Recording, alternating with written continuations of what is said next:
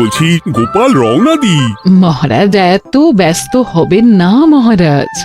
হ্যাঁ হ্যাঁ, তা মহারাজ, আপনাকে দেখে মনে হচ্ছে আপনি রাতে একটু ঘুমোননি। হ্যাঁ ঠিকই ধরেছ, তাছাড়া ঘুম হবে কি করে বলো, আমার বাড়িতে যে ছোট্ট রাজপুত্র আসছে। তা অবশ্য ঠিক, সেই কবে থেকে আমাদের নাতিকে দেখার জন্য আমরা বসে আছি।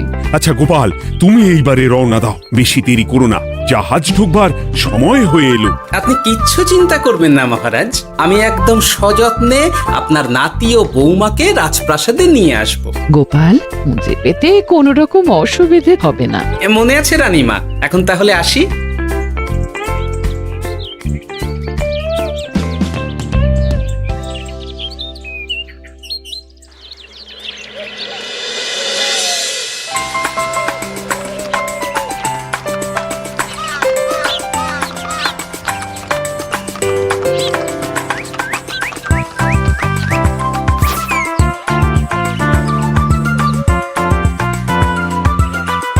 এসো এসো বৌমা, এসো। আরে আমার নাতি বাবু যে। বৌমা, পথে আসতে কোনো কষ্ট হয়নি তো? এইটুকু পথ আসতে কোনো রকম কষ্ট হয়নি মা।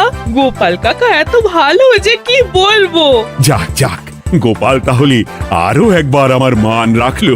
যতদিন গোপালের ধরে থাকবে তার প্রাণ, সে ততদিন মহারাজের রাখবে যে মান। হ্যাঁ মহারাজ, আমি থাকতে আপনি একদম চিন্তা করবেন না মহারাজ। বেশ বেশ বেশ। আমি তাহলে এখন আসি, কেমন? আরে আরে, কোথায় যাচ্ছ গোপাল? একেবারে মধ্যাহ্ন ভোজনটাও সেরে যাও। ও, ভোজনের ব্যবস্থা আছে? তাহলে তো থাকতেই হবে। ওই ভোজনের কথা শুনেই গোপালের জিভের ওজন বেড়ে গেল। তুমি থামো তো মন্ত্রী, আসলে আজ বিকেলেই আমাদের কুল গুরুদেব আসছেন, তোমরা সবাই থেকো, আজকেই নাতি বাবুর অন্নপ্রাশনের দিনটা স্থির করে নেব। এ তো বেশ ভালো কথা। বেশ তাহলে, বেশ ভালোই হলো। রোজ বাড়িতে খেতে খেতে জিভে একেবারে চড় পড়ে গিয়েছিল। বহুদিন পরে রাজবাড়ির পোলাও কোরমা খেয়ে পেট ভরাবো।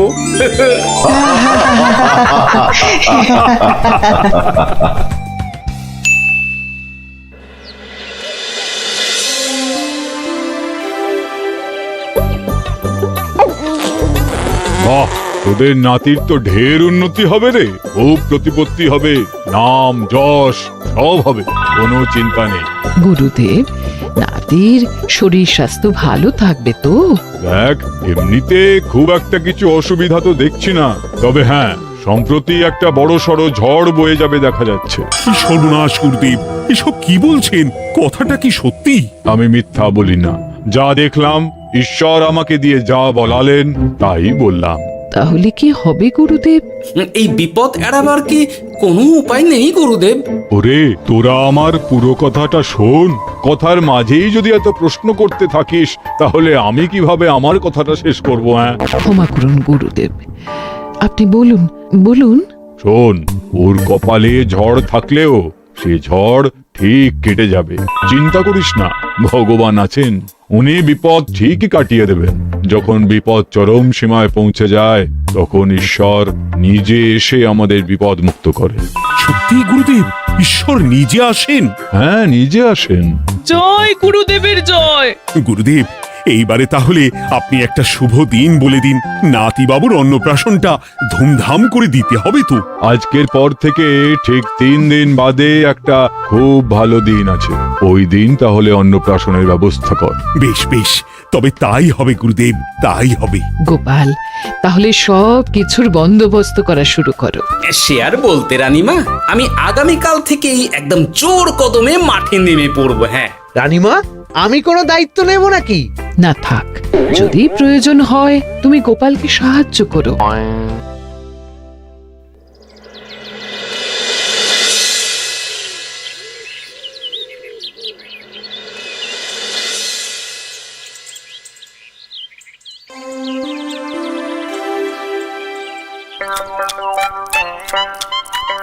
অপূর্ব হয়েছে রান্নাগুলো। সুযোগ পেয়েছে একেবারে 3 দিনের খাওয়া খেয়ে নিচ্ছে। সুযোগ কি কেউ ছাড়ে মন্ত্রী মশাই? এই আপনি বলুন না, যখনই সুযোগ পান কোষাগার থেকে একেবারে থলি ভরে ভরে মোহর সরিয়ে থাক, মুখ বন্ধ করো, আমার ঘাট হয়েছে বলাটা। তুমি বাবু মন প্রাণ ভরে খাও, কেমন? মহারাজ, এই রকম একটা খুশির দিনেও আপনার মুখে হাসি নেই কেন? আসলে নাতিবাবু তো আর 2-1 দিন পরেই চলে যাবে, সেই কারণেই মনটা বড্ড ভারাক্রান্ত হয়ে রয়েছে। তা তো ঠিকই, আমাদের ছেলেটা আসতে পারলো না, যাও বা নাতি এলো, তাও তো এই কটা দিন কি আনন্দেই না কাটলো। আচ্ছা রানী, আমরা যদি আমাদের কাছে আরো কদিন নাতিবাবুকে রেখে দিই তাহলে কেমন হবে? মানে বৌমাকে তো ফিরতেই হবে, বিদেশে আমাদের খোকার কত কাজ বলো তো। আরে বাবা, বৌমা না হয় ফিরে গেল, নাতিবাবু কদিন আমাদের কাছে থেকে গেলে কি এমন হবে? কিন্তু দেখো না বৌমা, আমাদেরও তো একটু ইচ্ছে হয় নাতিপুতিদের নিয়ে খেলবো, আদর করব, দেখো না। ঠিক আছে ঠিক আছে, আপনাদের কাছে আমার বাবু সোনাকে রাখতে আমার কোনো চিন্তাই নেই। ব্যাস, তাহলে তো মিটেই গেল। মহারাজ, নাতিবাবুকে কদিন এখানেই রেখে দিন, আমরা সবাই আছি, ঠিক কোলে পিঠে করে তাকে সামলে নেব। বাবা বাবা বাবা, গোপাল তোমার সব দিকে কান খোলা থাকে তাই না? মহারাজ, আমি হলাম ভাঁড়, তাই মাটির ভাঁড়ের মুখটা যেমন খোলা থাকে তেমন আমার কানটাও সব সময় খোলা থাকে, বুঝলেন?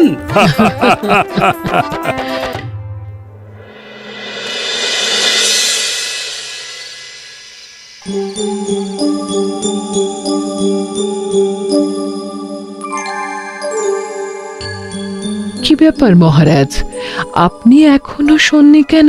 শরীর খারাপ করছে নাকি? না রানী, একটা কথা খুব ভাবাচ্ছে বুঝলে। কি কথা মহারাজ? এই যে সেদিন গুরুদেব বললেন না, যখন গভীর বিপদ আসে তখন ঈশ্বর নিজে আসেন বিপদে মোকাবিলা করার জন্য।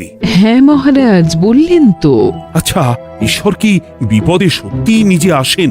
কিন্তু তিনি নিজে তো বিশাল শক্তিধর, ক্ষমতাবান, তাহলে তিনি নিজে না এসে অন্য কাউকে পরিস্থিতির মোকাবিলা করতে পাঠান না কেন? মহারাজ, ঈশ্বর কখনো কখনো নিজেই হয়তো আসেন, অথবা কখনো কারো দ্বারা বিপদ খণ্ডন করেন। ব্যাপারটা খুবই সহজ মহারাজ।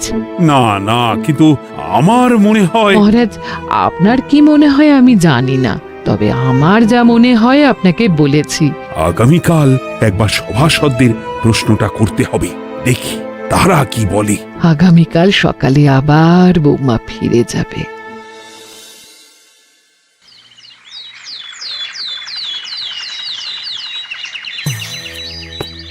আমি তাহলে আসি, আমার সন্তানকে আপনাদের কাছে কদিনের জন্য রেখে গেলাম, ওকে খুব যত্নে সাবধানে রেখে দেবেন, কেমন? তুমি কোনো চিন্তা করো না মা, আমাদের নাতিবাবু একদম দুধে ভাতে থাকবে।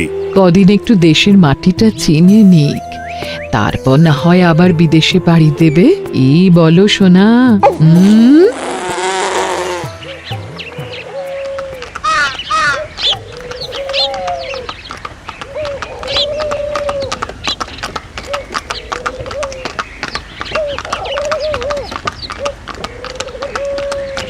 বৌমা তো চলে গেল, এইবারে তাহলে আমরাও যাই।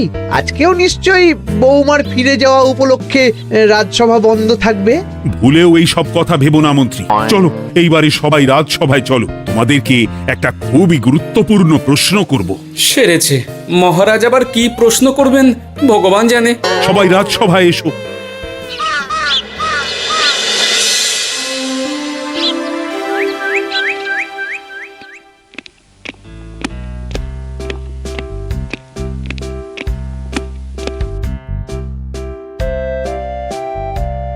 আচ্ছা, তোমরা সকলে বলো তো, ঈশ্বর কি সত্যি বিপদ খণ্ডনে এই ধরাধামে অবতীর্ণ হন? আচ্ছা, তাই যদি হয় তাহলে ঈশ্বর নিজে না এসে তার প্রতিনিধি হিসেবে অন্য কাউকে বিপদ খণ্ডন করতে পাঠান না কেন? হ্যাঁ হ্যাঁ, ঠিকই তো। কেন কেন, ঈশ্বর তো মহাশক্তিধর, উনি চাইলেই যা খুশি তাই করতে পারেন। মহারাজ, আমাদের যেমন ইচ্ছে হলে আমরা খাই দাই ঘুমাই ঘুরে বেড়াই, ঠিক সেই রকম ঈশ্বরেরও ইচ্ছা হয় নিজে নেমে এসে জগতের কল্যাণ করার। না না না, আমি কিন্তু আমার প্রশ্নের যথাযথ উত্তর পেলাম না। এই গোপাল, তুমি কিছু বলো না, একদম মুখে কুলুপ দিয়ে বসে আছো কেন? হ্যাঁ, না মহারাজ, মুখে কুলুপ দিয়ে নেই, আসলে খিদেতে পেটে ছুঁচো দৌড় দিচ্ছে। বেশি কথা বললে খাটনি হবে, আরো খিদে বাড়বে, তাই চুপ করে আছি আর কি। ইস, শুধু খাওয়া আর খাওয়া, সব সময় শুধু খাওয়ার চিন্তা। গোপাল, ছি, লজ্জা করে না? এমন একটা গুরুত্বপূর্ণ সময়ে তুমি আমার প্রশ্নের উত্তর না দিয়ে মনে মনে খাবারের কথা ভাবছো। আসলে মহারাজ, ওই না খেলে যে মাথাটা কাজ করে না, পেটে খিদে মুখে লাজ, এমন করলে তো মগজটাই পুরো ঘেঁটে ঘ হয়ে যাবে মহারাজ। বেটাকে তাড়িয়ে দিন। যাও যাও গোপাল, আমার রাজসভা থেকে এক্ষুনি বিদে হও দেখি। যাও যাও, তুমি যাও। যার সব সময় শুধু খাওয়ার চিন্তা, এমন পেটুককে সভায় রেখে আমার কোনো কাজ নেই। কিন্তু মহারাজ, চুপ, একদম চুপ। তুমি যাও গোপাল, যাও। যদি কোনোদিনও উত্তর খুঁজে পাও, তবেই আবার এই সভায় তোমার মুখ দেখিও।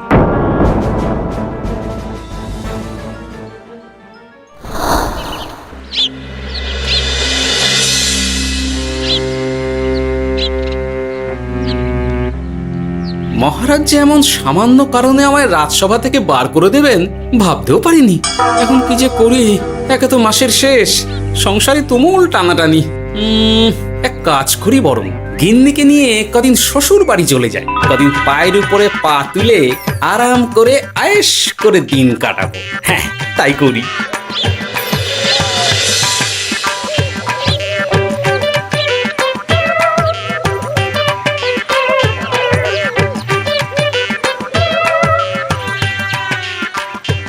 গিন্নি, ও গিন্নি, বলছি কি, ওই শিগগিরই তল্পি তল্পা গুছিয়ে তোমার বাপের বাড়ি চলো। এই কটা দিনের জন্য দুজনে ঘুরে আসি, বুঝলে? কি ব্যাপার? তোমার হঠাৎ করে আমার বাপের বাড়ি যাবার হিড়িক কেন? কিছু মতলব আছে নাকি? আমি না তোমার স্বামী? তুমি আমাকে এভাবে বেমক্কা মতলববাজ বলতে পারলে? হ্যাঁ, কোথায় আমি তোমার কথা ভেবে কথাটা বললাম, আর তুমি কি না আমায় স্বামী না স্বামী কে জানে?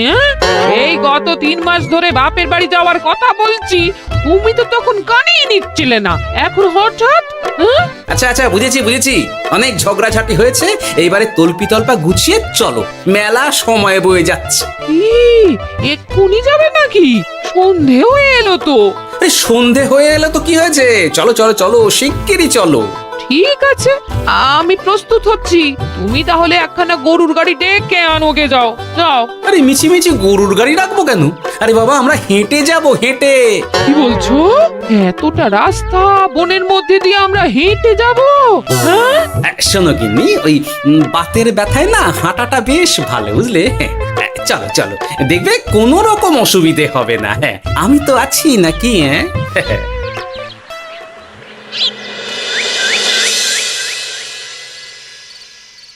বাবা, হ্যাঁ, বনটা বেশ ঘন।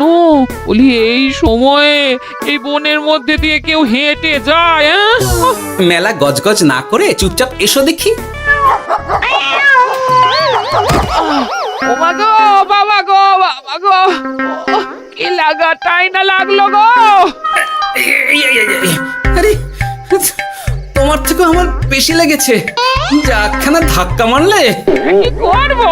গিন্নি আমায় ধাক্কা মেরে ফেললো বটে, কিন্তু আজ আমি মহারাজের প্রশ্নের যথাযথ উত্তর পেয়ে গেলাম। বেড়াল ছানাটিকে বাঁচাতে কোনো কিছু না ভেবেই কিভাবে বেড়ালটা ওই বাঘা কুকুরটার দিকে তেড়ে গেল। হ্যাঁ, তার মানে বিপদে পড়লে সন্তানকে বাঁচাতে না, আমাকে এক্ষুনি একবার রাজপ্রাসাদে যেতে হবে, রানীমার সঙ্গে কথা বলতে হবে। আরে আরে আরে আরে, ওদিকে কোথায় চললে গো? ওদিকে তো তোমার শ্বশুর বাড়ি নয়? আরে বাবা, আমার নয়, তোমার শ্বশুর বাড়ির দিকেই আবার যাচ্ছি, বুঝলে? আর মানে আমরা আর যাবো না? না না, পরে যাব, তাড়াতাড়ি এসো দেখিনি। এ কি রে বাবা, লোকটার মাথাটা কি গেছে নাকি? কখন যে কি করছে নিজেরই ঠিক নেই, যত সব।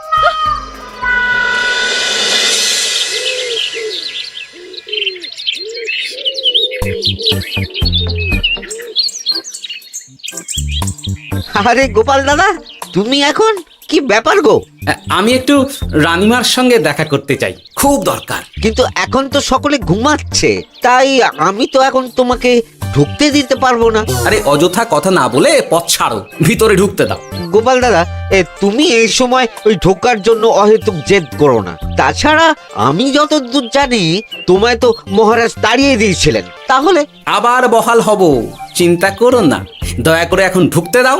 গোপাল দাদা। আহ পেয়াদা, এই এই কি ব্যাপার? এত হইচই কিসের? কি হয়েছে? রানীমা, আমি আপনার সঙ্গে একটু কথা বলতে চাই, বিশেষ দরকার আছে।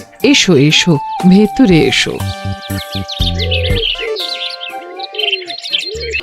তাহলে মহারাজকে তোমার পরিকল্পনা মতো বাইরে নিয়ে যেতে পারলেই উনি ওনার প্রশ্নের উপযুক্ত জবাব পেয়ে যাবেন, বলছো? সে ব্যাপারে আপনি 100% নিশ্চিত থাকুন রানীমা। এখন আপনি শুধু আমার পরিকল্পনা অনুযায়ী মহারাজকে নৌকা বিহারে যেতে রাজি করান। তারপর কি হয় সেটা আপনি নিজেই সচক্ষে প্রমাণ পেয়ে যাবেন। তোমার উপরে আমার অগাধ আস্থা গোপাল। ঠিক আছে, তুমি যেমনটা বললে ঠিক ওইভাবেই আমি নৌকা বিহারের ব্যবস্থা করছি। রানীমা, দেখবেন এই পরিকল্পনাটা যাতে কোনোভাবেই পাঁচকান না হয়, তাহলে কিন্তু সব ভেস্তে যাবে। নিশ্চিন্তে থাকো গোপাল, কিচ্ছু হবে না, নিশ্চিন্তে থাকো।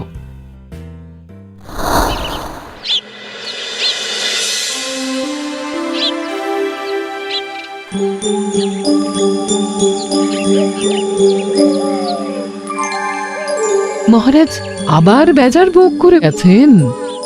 কি করব, আমি এখনো যে আমার প্রশ্নের উত্তর খুঁজে পাইনি। এইভাবে আপনি আর কতদিন মুখ ভার করে বসে থাকবেন শুনি? কি জানি, কিছুই আর ভালো লাগে না যে। বলছি শুনুন না মহারাজ, নাতিকে নিয়ে চলুন না, আমরা একটু নৌকা বিহারে যাই, তাহলে ওরও ভালো লাগবে আর আপনার মনটাও বেশ অন্যরকম হবে। ঠিক আছে, তাহলে চলো একটু নৌকা বিহার করে আসি।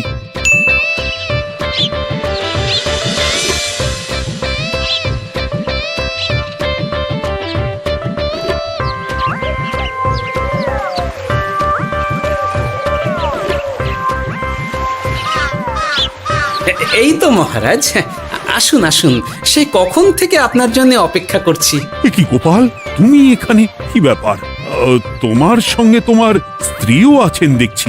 মহারাজ, কতদিন আপনাকে দেখিনি বলুন তো, তাই আজকে একদম সস্ত্রীক চলে এলাম। চলুন চলুন, সকলে মিলে নৌকো বিহার করে আসি। কিন্তু আমি তো তোমাকে তাড়িয়ে দিয়েছিলাম, তারপরেও তুমি। মহারাজ, অনেক তো হয়েছে, এখন এসব কথা ছেড়ে নৌকোতে টুকুস করে উঠে পড়ুন দেখি। কিন্তু মহারাজ অযথা দেরি করবেন না, চলুন উঠে পড়ুন।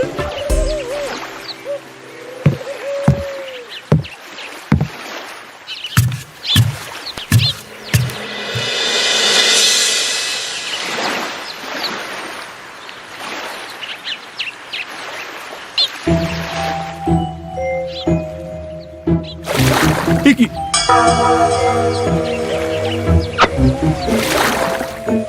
এই নাও,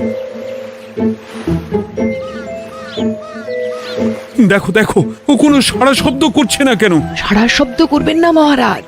মানে এসব কি বলছো? এই পুটুলির ভেতরে তো আপনার নাতি নেই, এখানে নাতির বদলে রয়েছে একখানা খেলার পুতুল। এসব কি বলছো তুমি? এইটা যদি পুতুলি হয় তাহলে আমার নাতি বাবু কোথায়? হ্যাঁ, আপনার নাতি এইখানে একদম সুরক্ষিত অবস্থাতেই আছে। যাক বাবা, আমি যে কি ভয় পেয়ে গেছিলাম তার কি বলবো। কিন্তু রানী, তুমি আমার সঙ্গে হঠাৎ কেন এমন ছলনা করলে? হ্যাঁ, আমার কথাই মহারাজ। কেন? আসলে আমি আপনাকে এই ঘটনার মধ্যে দিয়ে আপনার প্রশ্নের আসল উত্তরখানা দিতে চেয়েছিলাম, তাই। গোপাল, কি বলতে চাইছো একটু খুলে বলো তো। আপনি জানতে চেয়েছিলেন যে ঈশ্বর যেহেতু বিশাল ক্ষমতাধর, তাই সন্তানের বিপদে তিনি নিজে না এসে অন্য কাউকেও তো তার প্রতিনিধি হিসাবে বিপদটা কাটাতে পাঠাতে পারেন। হ্যাঁ, কিন্তু তার সঙ্গে এই ঘটনার কি সম্পর্ক শুনি? মহারাজ, পুতুলটি যখন জলে পড়ে গেল তখন আপনি সেটিকে নিজের নাতি ভেবেই একবারও কারুর জন্য অপেক্ষা না করে নিজের প্রাণের তোয়াক্কা না করে নাতিবাবুকে রক্ষা করলেন। মহারাজ, আমরা ঈশ্বরের মানব সন্তান। ঈশ্বর আমাদের সকলের হৃদয়ের ভিতরে বসবাস করে, তাই বিপদ হলেই তিনি ছুটে আসেন, কখনো নিজে, আবার কখনো বা কোনরূপ প্রতিনিধি মারফত। তাই ভবিষ্যতে আর কোনোদিনও ঈশ্বর সম্পর্কিত কোনরূপ সংশয় মনে রাখবেন না, কেমন? সাধু সাধু, ধন্য তোমার বুদ্ধি হে গোপাল। সত্যি যেভাবে তুমি একটা ঘটনার মধ্যে দিয়ে আমায় আমার প্রশ্নের উত্তরটা ব্যাখ্যা সমেত, তার কোনো তুলনা হয় না। তোমার যে আর কিভাবে প্রশংসা করব তাই ভাবছি। মহারাজ, আমার আর প্রশংসা না করে ওই পেট পুরে একটু ভালো মন্দ খাওয়ান তো দেখি, তাহলেই হবে, আর কিচ্ছু চাই না। আচ্ছা আচ্ছা, বেশ বেশ, তাই হবে। আগামী 7 দিন তোমার সস্ত্রীক সহ রাজবাড়িতে দুবেলা আহারের নিমন্ত্রণ থাকলো, কেমন? ব্যাস, আর কি চাই?